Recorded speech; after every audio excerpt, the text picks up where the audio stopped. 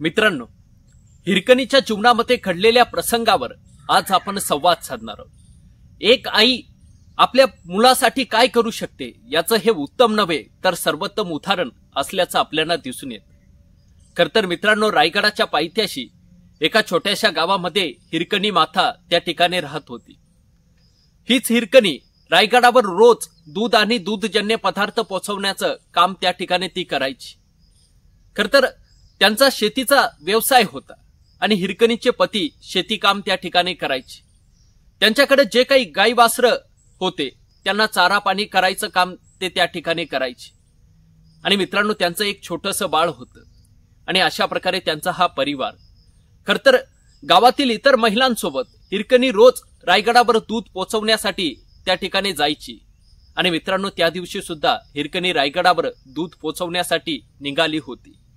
खरं तर मित्रांनो, रायगडावर जाण्यासाठी किमान 2 ते 2.5 तासाचा कालावधी लागतो आणि रायगडावरनं खाली उतरण्यासाठी किमान 1.5 ते 2 तासाचा कालावधी त्या ठिकाणी लागत असतो।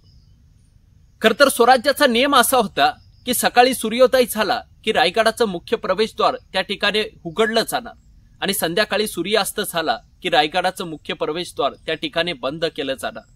आणि मित्रांनो, त्या दिवशी हिरकणी रायगडावर दूध पोहोचवण्यासाठी गेली होती। पण मित्रांनो, त्या दिवशी मात्र हिरकणीला त्या ठिकाणी उशीर होतो। हिरकणी सोबत असणाऱ्या गावातील ज्या काही इतर महिला होत्या त्या सगळ्यात आधी दूध पोचून त्या ठिकाणी पुन्हा रायगडावरनं खाली उतरून आल्या आणि एकटी हिरकणीच मित्रांनो त्या दिवशी पाठीमाग खऱ्या अर्थानं राहिली। आणि मित्रांनो, तेवढ्याच वेळा सूर्यास्त होतो आणि सूर्यास्त झाल्याच बरोबर रायगडाचं मुख्य प्रवेशद्वार त्या ठिकाणी बंद करण्यात येतं। आणि मित्रांनो, हिरकणीसाठी आता गडावरनं खाली उतरण्याचे मार्ग त्या ठिकाणी बंद होता आणि हिरकणीच्या मनामध्ये विचार येतो की आपण काही करून रायगडावरनं खाली उतरायचं। आपलं छोटंसं बाळ घरी आहे आणि त्या बाळाबद्दल सातत्यानं हिरकणीच्या मनामध्ये विचार येऊ लागतात।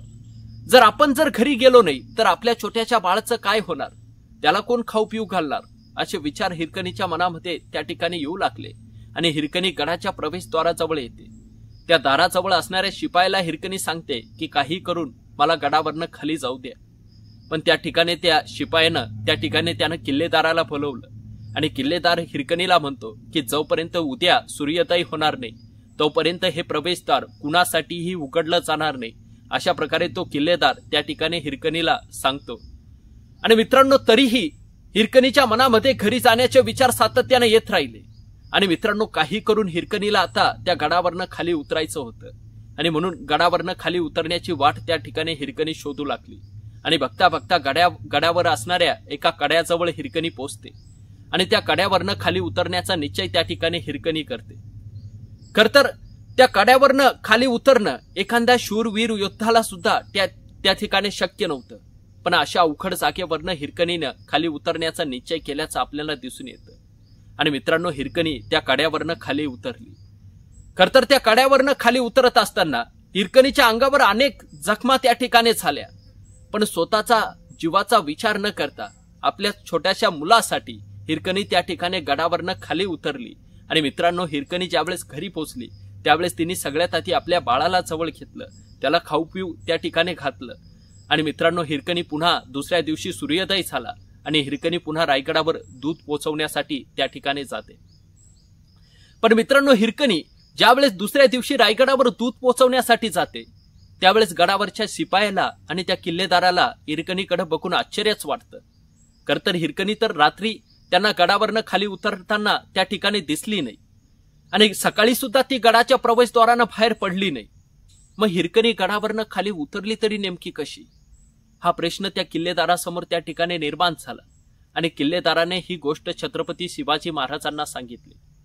आणि मग मित्रांनो, छत्रपती शिवाजी महाराजांनी घडलेल्या या विषयाबद्दल आपल्या गुप्तहेरांकडनं त्या विषयाची माहिती काढण्यासाठी त्यांनी आपल्या गुप्तहेरांना सांगितलं।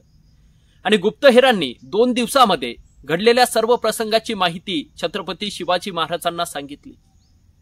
आणि त्यावेळेस गुप्तहेरांनी शिवाजी महाराजांना सांगितलं की हिरकणी गडाच्या प्रवेशद्वारानं बाहेर न जाता हिरकणी गडावरनं एका कड्यावरनं खाली उतरून गडाच्या खाली गेली।